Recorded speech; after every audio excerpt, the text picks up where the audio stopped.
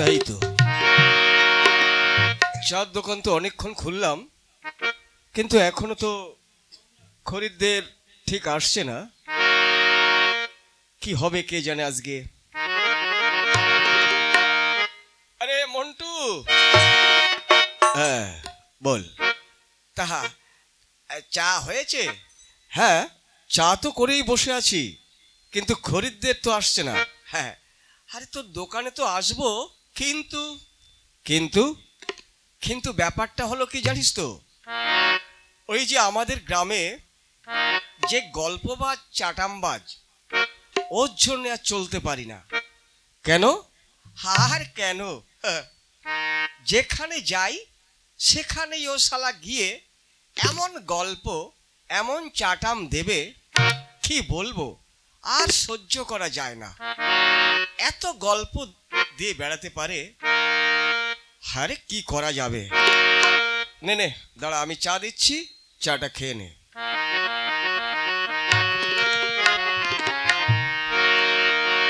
তবে শোন মন্টু, আজকে যদি ও আসে না, ওর আগেই আমি এমন গল্প ঝাড়বো না, ও আমার কাছে পাত্তাই পাবে না। ঠিক আছে, ও বেটাকে আজকে এমন জব্দ করব, বুঝতে পারবে বেটা কত ধানে কত চাল। আরে মন্টু, ওই দেখ, বললাম তোর দোকানে চা খাওয়া যায় না, ওই যে মালটা ঢুকে গেছে। চা হয়েছে? হ্যাঁ, চা তো হয়ে গেছে। আরে ভাই, কি হলো? হ্যাঁ দেখো, মানে একটা কথা বলবো। বেশ বলো। বলছিলাম মানে আমার দাদুর একটা কচু গাছ ছিল। তারপর এত বড় ছিল, সেই কচু গাছটা চেরাই করে আমাদের তক্তা করে একটা খাট বানিয়েছে। ওরে শালা, এ দেখি আমার উপরে ঝাড়ছে। আচ্ছা, আর তো বসে থাকা যায় না। আরে ভাই, এটা তো সামান্য ব্যাপার।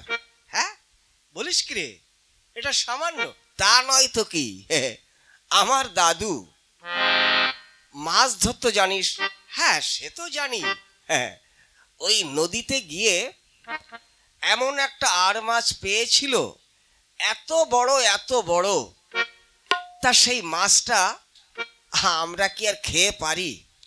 গ্রামে যত লোক ছিল সবাইকে বিলি করেছি, তাও ফুরায়নি, এত বড় ছিল। হ্যাঁ তারপর আর কি, সে তো বুঝতেই পারছিস। ওই মাছের কত বড় কাঁটা, সেই কাঁটা দিয়ে না আমাদের একটা ছাদ ঢালাই দিয়েছি। শালা, এর সঙ্গে পারা যাবে? দেখ ভাই, এটা তো খুব একটা বড় জিনিস নয়। বলিস কি রে, এর থেকেও বড়। হ্যাঁ জানিস, আমার দাদু একদিন ওই স্নান করতে গিয়ে নদীতে ডুব দিয়েছে। তো ডুব দিয়ে আমাদের পাশে পুকুর ছিল, সেই পুকুরে এসে উঠেছে। ওরে শালা, গুল মারার জায়গা পাওনি, তোর থেকে আমিও কম যাই না। আরে ভাই ধুর, তুই কি বলছিস কি? আরে আমার দাদু সঙ্গে ছিল। হ্যাঁ হ্যাঁ, তোর দাদু আর আমার দাদু গিয়েছিল গঙ্গাসাগরের মেলা দেখতে। তারপর তোর দাদু তো তোদের বাড়ির পুকুরে উঠেছিল ডুব দিয়ে। হ্যাঁ হ্যাঁ, জানিস আমার দাদু ডুব দিয়ে কোথায় উঠেছিল? কোথায়? ওই গঙ্গাসাগরের মেলায়, ওখানে বসে স্নান করতে গিয়ে ডুব মেরেছে। আর আমার দাদু আমাদের কলের ভিতর দিয়ে উঠেছে। ওরে শালা, না না, এর সঙ্গে আর পারা যাবে না। আমি আসছি ভাই, আসছি। কেন চলে যাচ্ছ কেন? চা নাস্তা গিলে যাও না ভাই, আমার একটু কাজ আছে।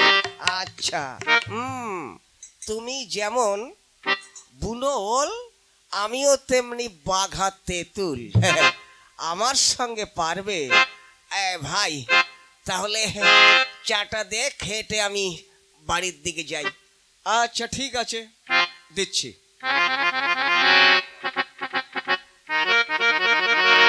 আচ্ছা ভাই রে, চাটা বেশ ভালো হয়েছিল, একটু নুনটা কম, এই নুন নয়, একটু চিনি কম হয়েছে। ঠিক আছে তাহলে আমি আসছি। হ্যাঁ আচ্ছা, এসো।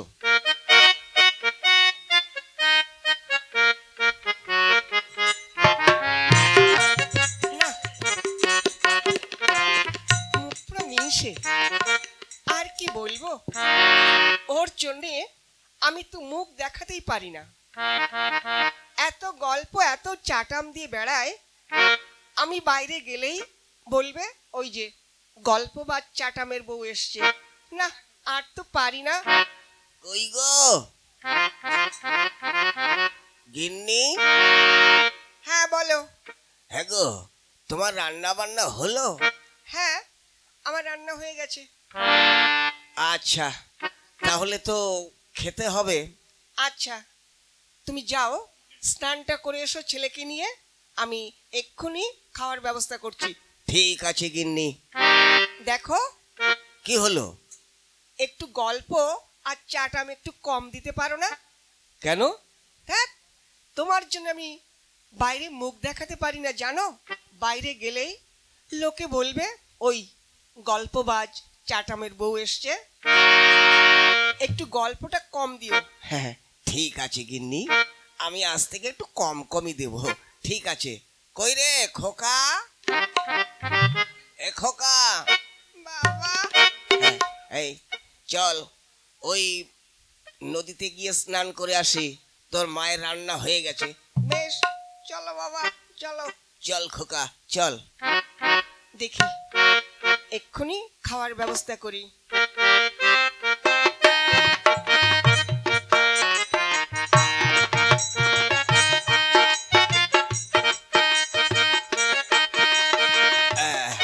খোকা। কি বাবা? আরে দেখতে পাচ্ছিস ওই যে নদীর ওপার, দেখতে পাচ্ছিস? কি? ওই দেখ, একটা কালো রঙের ষাঁড় শুয়ে আছে। হ্যাঁ, ওই বাবা, আমি তো কিছুই দেখতে পাচ্ছি না। কি হারামজাদা, আমি দেখতে পাচ্ছি ওই যে নদীর পাড়ে, কত দূর দেখতে পাচ্ছিস?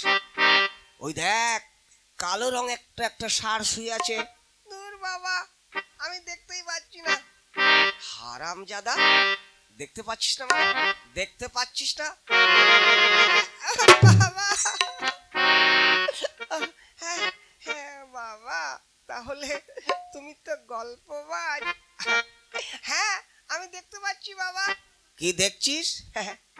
ওই তো, ওই যে ষাঁড়ের ওই কানের ভিতরে মাছি ভন ভন ভন ভন করছে। ওরে হারামজাদা, আমি যদি 12 চাটামিয়া, এ তো 18 চাটামিয়া। হারামজাদা।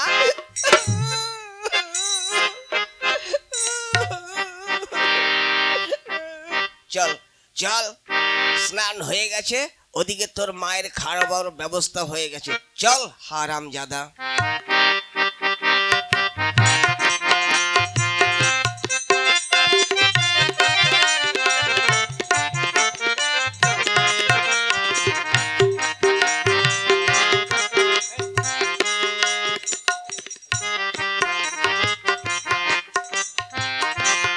কই এখনো তেলো না? এই গেলে রে খোকা? মা, বাবা আমাকে মেরেছে। কেন? ওই স্নান করতে গিয়ে ওই 7 সমুদ্র 13 নদীর ওপার বলছে কি একটা ষাঁড় দেখতে পাচ্ছিস? তাই আমি যখন বলেছি না চড় মেরেছে, তখন বলেছি হ্যাঁ, ওই যে শুয়ে আছে ওই ষাঁড়ের কানের ভিতরে মাছি ভন ভন করছে। বাবা আমাকে মেরে কানটা ফাটিয়ে দিয়েছে। আচ্ছা ঠিক আছে, আজ আসুক, দেখাচ্ছি মজা।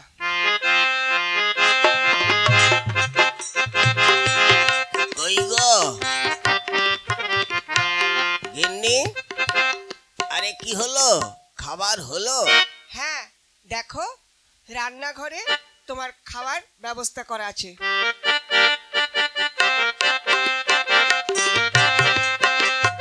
দাঁড়াও, এইবার এই রান্নাঘরের খাবার বাসনপত্র হাঁড়ি সব উল্টা পাল্টা করে দিই, তারপর তোমার মজা আমি দেখাচ্ছি।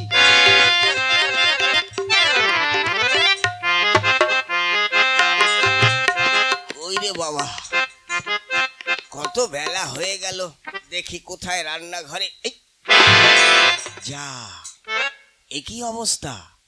আরে হাঁড়ি তরকারি সব কেন একই অবস্থা? হ্যাঁ, ফেলে দিল কে রে বাবা? গিন্নি, ও গিন্নি, আরে কি হলো? এই দেখো কি অবস্থা, কি খাবো কি? আরে সব উল্টা পাল্টা করে দিল কে? কেন? ওই যে তোমরা বাপ বেটায় ওই স্নান করতে গিয়ে ওই ষাঁড়ের পিছনে গুঁতো মেরেছ, সেই ষাঁড় শিং দিয়ে এই হাঁড়ি সব তরকারি ভাত সব ফেলে দিয়েছে। ওরে বাবা, মরেছি তো গিন্নি, তুমি সত্যিকারের আমার বউ। ওরে বাবা, ওই জন্যই বলি তুমি চাটাম গল্প ছেড়ে দাও, বুঝলে? তা না হলে আমি বাইরে মুখ দেখাতে পারছি না। ঠিক আছে গিন্নি, আজ থেকে আমি ওই চাটাম গল্প সব ছেড়ে দিয়ে আসবো। কোথায়?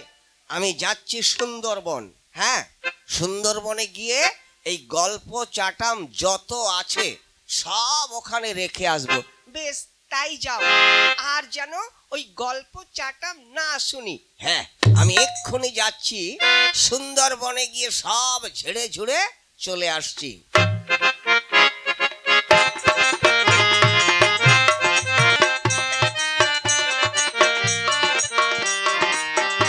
তাই তো, এখনো তো এলো না, এত দেরি করছে কেন কে জানে। গিন্নি, ও গিন্নি, কি হলো? গল্প চাটাম সব ছেড়ে দিয়ে আসছো তো? হ্যাঁ গিন্নি, সব রেখে চলে এসছি সুন্দরবনে। হ্যাঁ গো, তুমি সুন্দরবনে যে গেলে, লোকে বলে ওই সুন্দরবনে রয়্যাল বেঙ্গল টাইগার আছে, তুমি কি দেখেছো? ওরে বাপ রে বাপ, দেখিনি আবার? সুন্দরবনে বাঘ থাকবে না তাই আবার হয়? হ্যাঁ গো, তা বাঘের গল্পটা একটু বলো না। এই তো গিন্নি, তুই বলেছিস যে গল্প চাটাম দিও না, এখন যদি সেই রয়্যাল বেঙ্গল টাইগারের কথা বলি না, তুই তো আবার বলবি ওই যে চাটাম গল্প ছাড়ছো। না গো, একটু শোনাও না। বেশ, তবে শোন।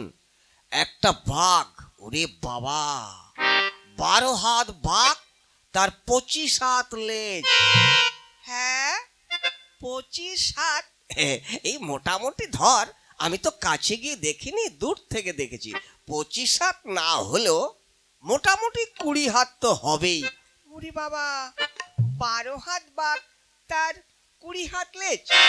তবে মেপে তো আর দেখিনি গিন্নি, 20 হাত না হলেও মোটামুটি এই 10 হাত তো হবেই, ওর নিচে আমি আর নামতে পারবো না। হ্যাঁ, তারপর কি হলো? হ্যাঁ, তারপর যেন আবার বলিস না যে তুমি আবার চাটাম ঝাড়ছো। না গো না, একটু বলো না গো। তবে শোন, সেই বাঘের চোখ, ওরে বাবা, কি বলবো রে, মনে হচ্ছে 5 ব্যাটারির টর্চ লাইট জ্বলছে। ওরে বাবা, তারপর? হ্যাঁ, সেই বাঘ আমাকে করলো তাড়া। হ্যাঁ, তাড়া করলো, তারপর? ওরে বাবা, সেই তাড়া খেয়ে আমি উঠে গেছি গাছে। হ্যাঁ, তারপর তোমাকে ধরেনি তো? মাথা খারাপ, হ্যাঁ, আমাকে ধরবে কি, তার আগেই তো আমি একবারে গাছে উঠে গেছি। তারপর জানিস গিন্নি, সেই বাঘ ওই গাছ বেয়ে উপর দিকে উঠছে। হ্যাঁ, তারপর? ওরে বাবা, তারপর দেখি অর্ধেকটা উঠে গেছে।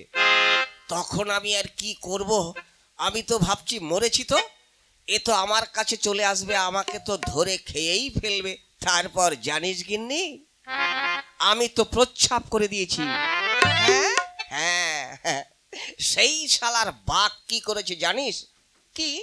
সেই প্রচ্ছাপ ধরে ধরে দেখছি আমার উপর দিকে উঠছে, তখন তো আমার হয়ে গেছে ওরে বাবা রে বাবা। তারপর তারপর ওরে বাবা রে, তারপর আর কি করব? আমি তো দেখলাম মরেছি, এ শালা প্রচ্ছাপ বেয়ে উঠছে, আমাকে তো নিয়েই যাবে ধরে। তখন আমি টিপে ধরলাম, ব্যাস বন্ধ হয়ে গেল, আর বাঘটা ধাড়াম করে পড়ে গেল। হ্যাঁ হ্যাঁ। হ্যাঁ গো, কি? তোমাকে যে বললাম গল্প চাটাম সব ছেড়ে দিয়ে আসতে, তুমি ছেড়ে দিয়ে আসবে কি গো? আরো তো খানিকটা জড়িয়ে নিয়ে এসছো। হ্যাঁ, ওই জন্যই তো বলি আমি বেশি কথা বলবো না, কথা বললেই তো ভাববি গল্প চাটাম ঝাড়ছে। হ্যাঁ, সত্যি তোমার বেশি কথা বলার দরকার নেই, ওই সব ছেড়ে দাও, তা না হলে আমি বাইরে মুখ দেখাতেই পারবো না। চলো, তোমার খাবার ব্যবস্থা করে দিচ্ছি।